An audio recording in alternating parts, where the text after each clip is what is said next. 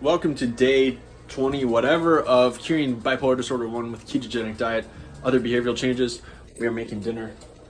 Take a guess at what that is. It's lamb, beds of lettuce. Still got this is the lamb stock or the lamb bone broth I'm working on. This has been going for, I think, more than 24 hours.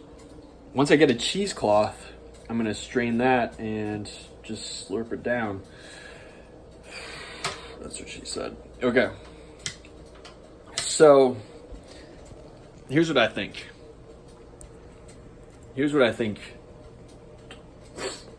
about everything.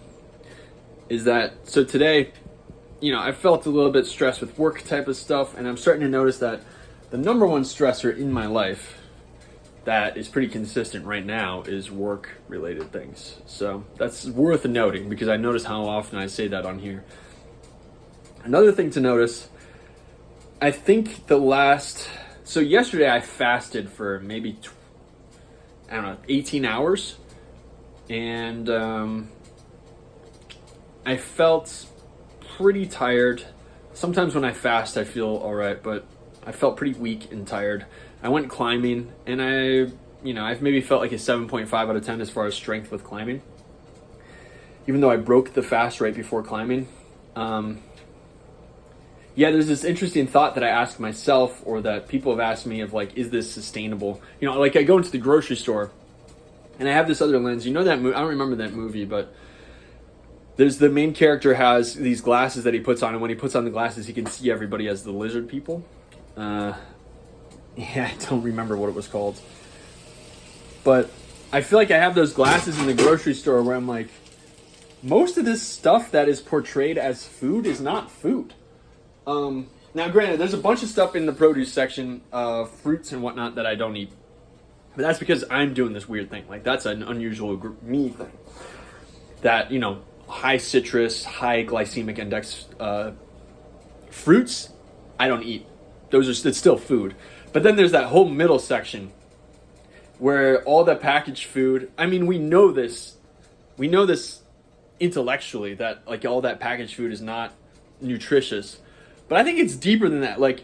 I was in the makeup aisle, and I was in the shampoo and conditioner aisle, and I was looking at it, and I just thought, the only difference between this stuff and the stuff that we get marketed as food is the branding and how it's presented to us. Some Zog slop fucking candy tube bullshit is pretty much the same amount of actual food as a bottle of shampoo. The only difference is what kind of perfumes and flavors have been added to it. That's it. It's about as real as the rest of the stuff in the center of the grocery store. And having that lens has made it easier. Sometimes I want a pizza. Sometimes I want a donut.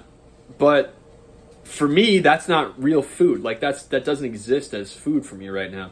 There's going to be a time where maybe I experiment with adding more different types of carbohydrates or whatever, and maybe I can have, milk or whatever. But right now, it's baseline time, and we're playing the long game. This is not, I did this thing called 75 Hard, where you have a specific nutrition plan for 75 days, and you do these other changes for 75 days. And when you have that specific goal, it almost makes it harder because in your mind, you're saying, I'm going to reach that point and then I can gorge on a donut. For me, there's no point at which that's going to happen. So it makes it easy. I'm like, this is an infinite. I'm Sisyphus right now. And I'm Sisyphus rolling up a hill of fucking ground lamb. That's where we're at right now, dude. There's something kind of liberating about the fact that there's no out to this for me. If I were doing one of those confined by time nutrition challenges, the fact that it ends in 75 days actually makes it harder, because all I'm thinking about is what I'm going to do at the end of that 75 days, rather than thinking about where I'm at right now. And where I'm at right now is better than I've been in a long time when it comes to this stuff. And I think it is time You know, I'm going to go two-stepping, not once, but twice this week. And I'm going to go volunteer at the church. I want to get back into the gym, and I'm going to eat this. I'm going to take my dog for a walk, and I'm going to go lift for like 20 to 30 minutes. It's time, dude. Like, I feel like my molecules are ready to be back in the gym. I'm a little bit strong, but like, dude, when we think about where we're going to get as this continues on, I'm going to get fucking yoked, dude, and it's going to be insane. And you think about, who are you going to become? We're going to look back at these videos and say how sad I was at the beginning, and, you know, still like stressed out. Even this kind of stuff, I'll be like, dude, I was so stressed about work shit. Now I'm jacked and all of my problems have been solved. I'm joking, obviously, but there's a part of it. This progress, as long as I keep on it, there's no telling where it'll go. So yeah, right. For all that, I'm at a 7.9 out of 10. The sustainability question, like, oh, is what you're doing, as long as it's sustainable, you know, I'll tell people, some people, not everybody, but some people will be like, well, if it's sustainable, maybe you'll find out it's not. And then if it's not sustainable, you can always go back to the pills. And I always have those pills, dude. These motherfuckers are a reminder of what the other option was. What was presented to me as the only option. This bullshit. I hope it doesn't have my address on there. Christ. Okay, I don't think so. Lithium pills. You can always fall back on that. Like, that mentality is a loser mentality.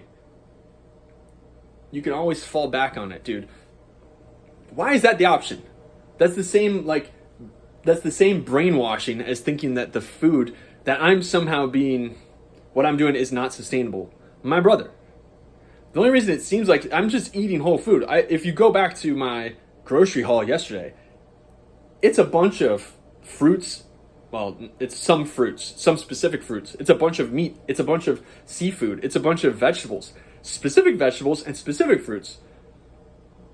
And you say, as long as that's sustainable. Dude, when I would eat bullshit donuts and cereal and pizza and all this chicken shit, nobody said, well, as long as are you able to sustain that? It's like we accept the brainwashed bullshit, and then once it starts getting to be healthy, then we look at it as being confined, or, you know, a healthy nutrition plan is somehow prohibitive, as opposed to the opposite. Eating that bullshit, eating the stuff that's marketed as food, that's marketed as okay to have as a treat or as a snack, or all this shit that's not real food, we don't look at that as being prohibitive, even though it's garbage. Seed oils and all this shit. Penguin, don't sit by the wall and just grump. Don't grump your whole life away, dude. We're better than that. I'm starting to have these crazy thoughts, like, I wonder if my dog would benefit from eating more real food. Like, how much of her shitty attitude is because she only eats cereal every day of her life? See you next time.